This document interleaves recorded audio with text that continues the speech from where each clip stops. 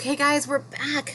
We're going to find out about Halloween and the Herdmans and what's going to happen next.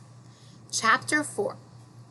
Normally, none of the Herdmans ever looked at the blackboard or knew what was on it, especially if it was homework, which they never did anyway.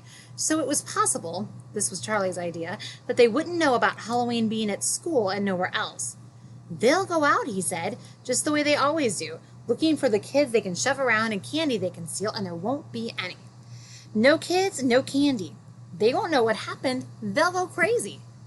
This made a great picture. All the Herdmans running up and down the empty streets, getting more and more frustrated, bumping into each other, maybe even running into trees or parked cars, but you knew it would never happen because the Herdmans didn't have to read the blackboard to know all about the Woodrow Wilson Halloween. There were signs about it everywhere. All the first graders had take-home notes pinned to them that said, "There will be no community Halloween. Come with your family to Woodrow Wilson School, 7 o'clock Halloween night."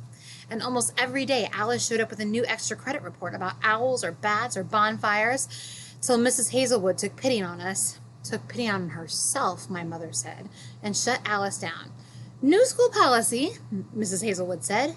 "No more extra credit." Somebody had straightened Mr. Crabtree out about when Halloween really was, and every morning he got on the PA system to tell us that we had to look forward to on October 31st. Costume parade and prizes, cookie decorating contests and prizes, meet the monsters.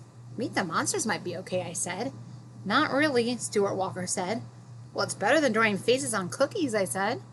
"Not really, they aren't real monsters." I stared at him. "Come on, Stuart, I know that." He shook his head. "No, I mean they aren't normal monsters. These monsters are going to be parents. Yours, mine." He pointed around the room. "His, hers." "Parents? Mine?" I asked. "Well, mine. My father's going to be Dracula. He's got these fake teeth like Boomer's braces," he sighed. "Oh, I'm sorry, Stuart," I said. I didn't think my father would agree to be a monster, but Charlie wasn't so sure.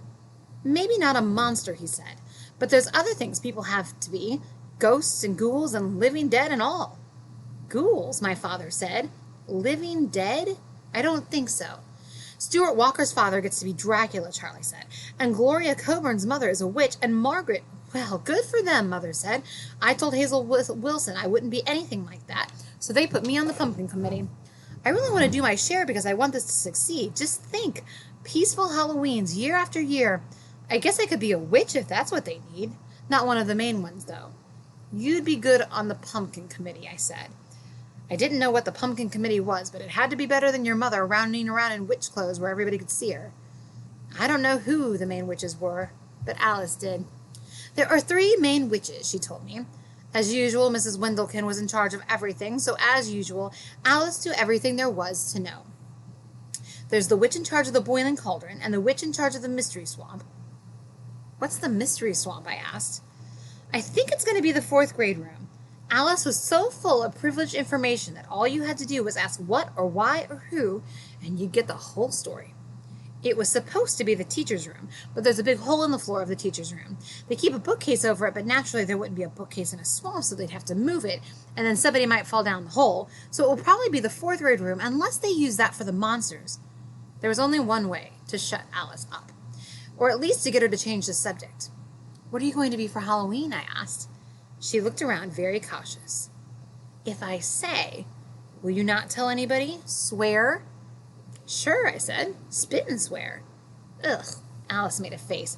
"Just swear," she said. "Spitting is dirty." "I guess it is, but if I want someone to keep an absolute secret, we'll spit and swear." In this case, though, it didn't matter because nobody was all that crazy to hear about Alice's Halloween costume. "I'm going to be a Christmas tree," she said.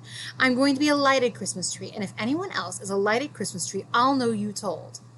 I didn't expect to hear about any Christmas tree costumes, lighted or not, but I didn't hear that much about any costumes. Usually that's all you hear about for the whole month of October. What are you going to be for Halloween? And except for Alice, people tell you.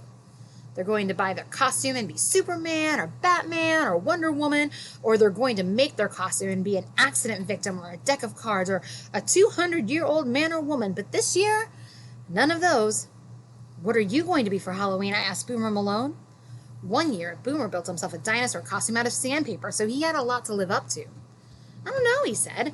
"I was going to wear my grandmother's old fur coat and be King Kong, but I don't want to do that after all," he shrugged. "I mean, With Halloween here at school, maybe I'll just be a happy hobo. The Happy Hobo was on a sign at the hardware store. Happy Hobo using some McAllister's machine oil, the sign says, and there's a picture of a smiling man in droopy jeans. Usually 1 or 2 people will be a happy hobo for Halloween, but I never expected Boomer to be one of them. Charlie, too. Maybe I'll be a happy hobo this year, he said. Well, that's not very interesting, Mother said.